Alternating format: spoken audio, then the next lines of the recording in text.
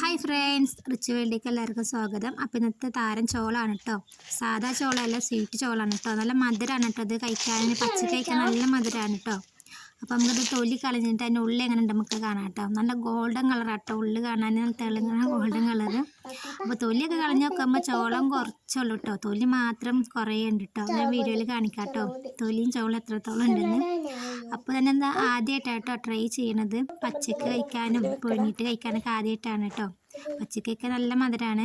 അപ്പോൾ പുഴുങ്ങി കഴിഞ്ഞാൽ നമുക്ക് നോക്കാം. നമ്മൾ സാധാ ചോളത്തിൽ നമ്മൾ ഉപ്പിടും, ഇതിൽ നമുക്ക് ഉപ്പിടേണ്ട ആവശ്യമില്ല മധുരമുള്ള കാരണം കൊണ്ട്. അപ്പോൾ നമുക്ക് പുഴുങ്ങിയിട്ട് എങ്ങനെയുണ്ട് നോക്കാം കേട്ടോ. അപ്പോൾ പുഴുങ്ങാനായിട്ട് ഇവിടെ വെള്ളം ഒഴിച്ച് വെച്ചിട്ടുണ്ട് കേട്ടോ.